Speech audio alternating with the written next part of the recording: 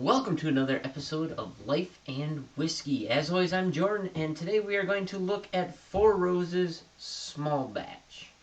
And we're going to talk about the excitement that is growing here as we are 3 months and some change, as it is Memorial Day weekend, until elk season.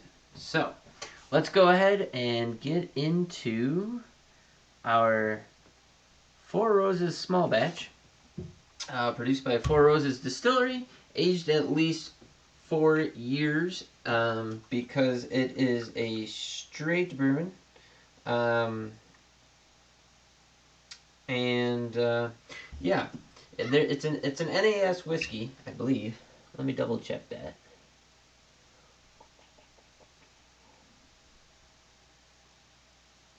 Yeah, it appears to be a NAS whiskey, which means non-age statement whiskey. Yeah. So, in order to be an NAS, it has to be at least 4 years old. To be a straight bourbon, it has to be 2 years old. So, it is safe to assume this is at least 4 years old. Small batch is just a marketing term that they've thrown on there. It doesn't really mean anything, because for for Four Roses, small batch could mean, I don't know, 500,000 bottles or something like that. Whereas with a craft distiller, typically small batch, it might have a little more meaning, but it's still arbitrary. Like they might do 1,000 bottles or something like that. But there's no definition, no TTB definition as to what that means, so it's really just bottle dressing. So that is on there. It is a 90 proof, 45% ABV whiskey.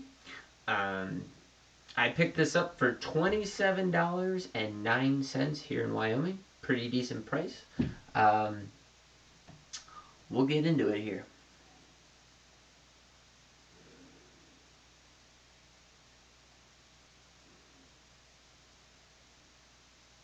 There's no mistaking it. That is Four Roses. Very classic bourbon territory. So the two whiskeys that I tend to put next to each other are Buffalo Trace and Four Roses. They have very, very similar nose and flavor profiles, in my opinion, and they're very much on the floral, apple, pear, light fruit, honey, sometimes perfumey nose and taste profile. Most bourbon whiskeys will lean the other direction, where there's some cherry, a lot of vanilla, a lot of caramel, some oak, and then corn dust. You can find a very heavy corn dust note in a lot of whiskeys. Don't get that with this one so much.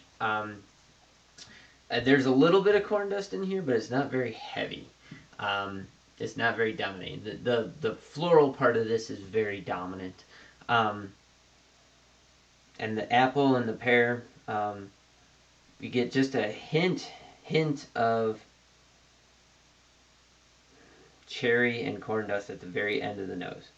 But I would say this is classic Four Roses. It's just stepped up a little bit because it's a little bit higher proof than the yellow label. But side by side, they're pretty close. I wish I had a bottle of it on hand to do an A-B comparison, but to me, it is Four Roses, and it might be 10 to 15% more of the same notes. So the notes are just turned up maybe 10 to 15%. So that's the nose. Going on the taste. Buttery, rich, and smooth. Sweet forward. You get a sweet vanilla. That's the very first note you pick up. Kind of a caramel in the middle. A little hint of oak. Going into the tail end of the first part of the profile, or maybe the middle, it's very floral, appley. Kind of pick up a little bit of brown sugar in there if you try hard. Kind of moving forward. Yeah, that's definitely what I'm getting out of that. It's very, very nice, very drinkable. It's on the sweeter side of bourbons, I would say, of whiskey in general. So if you like sweeter notes, or if you're kind of new to whiskey and stuff, maybe you don't want to do the 90 proof. Maybe try and get the yellow label at 80 proof and see if those are notes that you like. But this is definitely a sweeter, um, easier sipping bourbon than a lot of others out there. It's not one that's really going to be challenging for people. Going in after I nose fogged my glass. Let's go for the finish on this sip.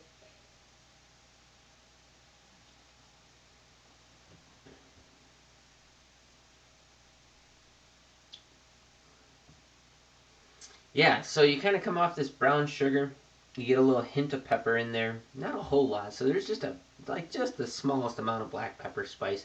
The finish pushes into kind of this stretched out floral, a little bit thin but faint oak in there, um, and some sweet undertones and a little bit of pepper alcohol bite on there. Um, but it's kind of a thin finish. It's not. It doesn't really go too many places. It doesn't hang out a lot. You can kind of feel the burn down your throat. A little bit of ethanol in there, but nothing unpleasant. Going back to the nose, there's some cherry that gets turned up on the second go round, but it's mixed in with the apple and the floral. And then let's go for another taste.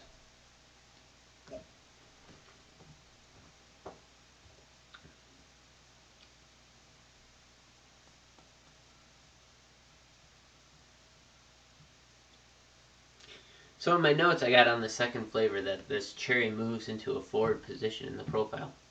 I'm not picking that up, but there now to me on this second one, the cherry finishes it and carries all the way through from like the middle all the way to the tail end where it mixes with a black pepper. So you can see how the flavor profile changes with each sip as it airs out, as your tongue and palate become more coated and accustomed to the flavors, as you get that, what the heck do you call it?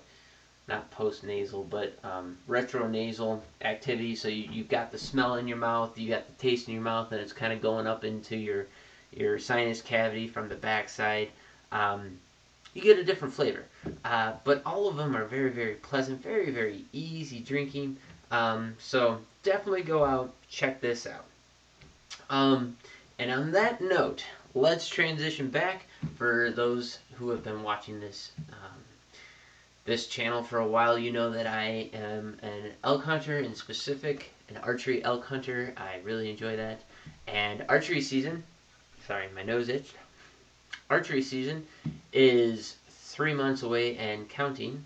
I was really hoping my father and a good friend of mine were going to draw this year, both non-residents of Wyoming. So I had them pointing in. I don't know what went wrong. It turns out I thought my buddy had 3 points. Turns out he only had 2 points. He didn't draw. My dad, I thought, had 3 points, but I have no idea what happened. He ended up not drawing this year, which kind of sucks because I was really counting on both of them to be around this year, and I had a big plan in mind. We'll just have to bump it to next year. So, such is life, not the end of the world. But it looks like I might be back to hunting solo. I got some feelers out with a couple of friends here in state to see if they'll be able to make it this year. But I don't know. If you guys, I'm sure a lot of you, life happens to a lot of us, and so everybody's always on board to go have fun until it seems like they have to go commit, and then all of a sudden people back out. A good buddy of mine up in Montana has this happen to him all the time, unfortunately. A lot of friends, like, yeah, let's do it. And then, like, a week before, or a couple of days before, they end up backing out and kind of leaving them in the lurch there. So, I've had that happen before. Not the worst thing. I'm going whether people are coming with me or not. I've solo hunted plenty of times, have no problem doing it. Enjoy it just as much, but it's still a lot of fun to have friends there, and it's always nice to have somebody help pack out. So, 3 months and counting. So, most people don't know. I don't talk about it. I'm not going to talk about it too much, but I'm just slightly going to mention it. I'm expecting, my wife and I are expecting our first child in the middle of July. So that'll be interesting, but I've gotten permission, shall we say, to go out and hunt for archery in September. So that'll be good. I'm sure I'll be happy and eager to get back to see the little lad when he shows up. But yeah, that's probably all I'm going to mention about having a kid, unless I do a video on expecting to be a father. We'll see. We'll see how much whiskey it takes me to get there. But yeah, so we're expecting a kid, and I'm getting out there. So what's that mean? That means what? Sorry, that didn't come out right. So what does that mean? That means that there's only 3 months, if you haven't already started, to get your butt in shape, get out and get after it. So I've been out hiking the mountain here the last 2 weeks, doing some foraging and stuff, which I will talk about in the next video. And that's one thing that I do for exercise. I've been doing some pull-ups and push-ups, and I developed a routine. Now, if you remember, I did a video back in February maybe, or March, talking about how to get in shape for elk hunting. And listed in the description, I put some links to like some 5-minute workouts. Now 5 minutes is not going to get you up the mountain or through the woods, but it's a good start. I've augmented that significantly. This is way more than 5 minutes, but this is what I have switched to. And I'm going to put it towards the camera here. I'm not sure if it's going to get picked up or not, but hopefully you can see that. If not, maybe I'll take a snapshot and put it into the video here. But my routine as of current, and I'm going to extend this probably every couple of weeks, but I do 20 burpees, 20 push-ups, 50 air squats with no weight, 50 crunches, 20 Hindu push-ups, 50 arm extension sit-ups, 50 mountain climbers, 20 each leg for a combination of 40 total of side lunges, a minute plank, and if I'm feeling spry, maybe a 2-minute plank, 20 each leg for a total of 40 front lunges, 10 each arm offset push-ups. So that means you're pushing up with your hands split this way, and then I'll switch sides and do it that way. So 10 each side for a total of 20. 20 each leg front lunge push-ups, 20 each squat with alternating side kick. So that would be a total of 40, and what that means is you do a squat, you get back up, and then you kick your leg out to the side up as high as you can with your straight leg. Like that. So you're bringing your leg up. And what that works is your interior, your hip flexor and stuff like that. All those ligaments that are in your hip and the muscles and everything, if those are really tight, it's problematic for anybody who's ever gone hunting and hiking through the woods. When you're going over blown down trees, they just simply call it blow down. When you're going through that stuff, your inner thighs will kill you, and your outer hips in short order if they're not conditioned. And even if they are conditioned, that might still get you. But that will help work on that, along with yoga and stretches. 50 jumping jacks, and then to finish it off, I do pull-ups until failure. I just started doing pull-ups again back in my glory days, back in college. I used to rock climb a lot. I was routinely getting 25 pull-ups, somewhere in there. I could do like 10, 15, 20 pull-ups off of a 1/4-inch ledge with just my fingertips. I have a campus board that I put up, which, if you're unfamiliar with a campus board, it's kind of a little board that's semi-arced that has different depth pockets in it and handles on it, so you can do wide or narrow pull-ups, and then the pockets are like 3/4 inch deep, 1/2 inch deep, 1/4 inch deep, and there's ledges and pockets where you do 3 fingers, 2 fingers, 1 finger. You can do your whole hand. On the top, there's a rounded sloping edge where you can put your hands, and then there's a 45-degree angle ledge where you can put your hand, and you can hang and do pull-ups and stuff on that. It really works your forearms and your hand strength, your grip strength, stuff like that. I put that up maybe 2 or 3 weeks ago, probably 3 weeks ago maybe. About the same time I built this bar.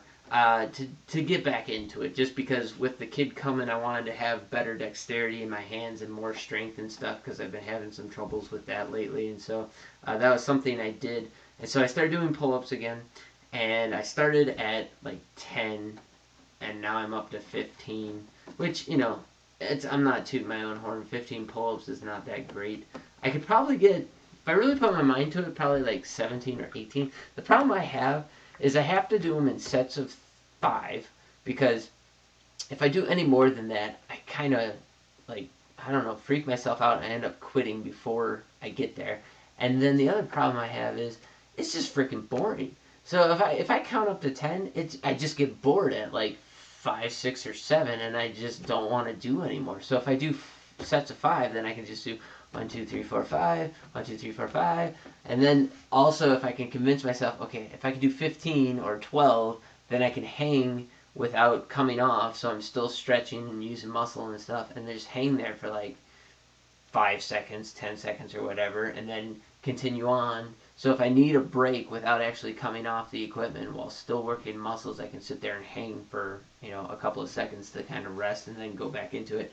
I do my pull-ups where I do full extensions because I have some shoulder problems. I kind of round and flex my shoulders and kind of go in and out of the socket a little bit to kind of do like a shrug motion, and just kind of work that joint and open things up a bit. So when I do a pull-up, I go full stop, dead hang, unhook my shoulder joint, kind of go all the way out of the socket, and then do a slow, full, all the way up to the point where my head is above my hands and my jaw's above my hands, and then all the way back down. So I do them slow, so if I was really like trying to throw it in there, if I was really worried about numbers, I could go a lot faster, but I'm more worried about the strength and the constant pressure and stuff and stretching while I'm doing it, because I'll also hang there and fully extend every part of my body, kind of like an inversion table, get my back to expand and pull apart using the weight of my legs and stuff. Just some simple things like that. Doing yoga, doing stretches, things like that. Just getting in shape. Like, I can't stress it enough. Do that, and then the other side of it is, today's Saturday. On Monday, we put out our 3D archery targets out at the range that I am a part of. And so we placed out all the targets. I think we have, we put out 12 or 13 3D targets. So I've been shooting now for about a month. I get up every morning about 5:30, try and get to the range by 6. And, I'll shoot, go through the course once or twice every morning and shoot. Just making sure my equipment's all tuned up, everything's good. I was having a little bit of trouble with a little bit of string rotation. My string's starting to get stretched out a little bit because I shoot a lot, and it's the same string from last year. I need to decide here in pretty short order whether or not I need to put a new string on before the season, because if I do, even though I only have one season on it, I shoot a lot. So you get a little bit of string stretch and whatever, and even though it's in good condition, if I put a new string on, I'm going to have to shoot in the string, train my peep, get that rotation out of it, stuff like that, adjust all my sights and my pins and everything, and reline everything out, go back through the tuning process, all that stuff, which all takes time. So it's a decision that I'd much rather make now or in the next month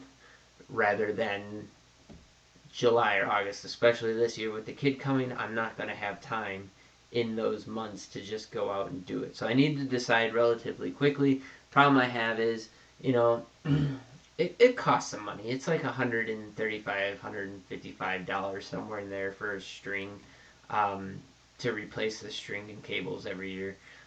So I try to avoid it if I can. So that's something I got to think about. I did manage to get that peep rotation out of it, so maybe I kind of have it dialed in, but as things warm up and I shoot more, it's gonna continue to stretch slightly. So yeah, I need to make that decision pretty quick. But go through tuning your bow, make sure everything's good, shooting often, practicing, getting everything down. So working out and practicing. I said it before, I'm gonna say it again. Just get out, get it done, make time to do it. You don't have to do a lot, but try and put an hour a day if you can or more into it. It's going to help you out and pay dividends in the end. So elk season, 3 months away and counting. Yeah. Anyways, Four Roses, great whiskey. It's a great bourbon. It's on the sweet side. It's an easy drinker. This is a 90 proof whiskey. It's their small batch version. I got it for $27.09. Please like, subscribe, and hit that notification bell. Share this video with people who you think might find it interesting or might need a little pep in their step. As always, please put in the comments below, engage with the video as much as possible. Put in the comments below what you can find this bottle for in your area, or any other comments you have, things you'd like to see, video ideas, anything like that. I'd be happy to take a look at all that. Thanks for watching. Hope you have yourselves a great day, and I'll catch you guys in the next video.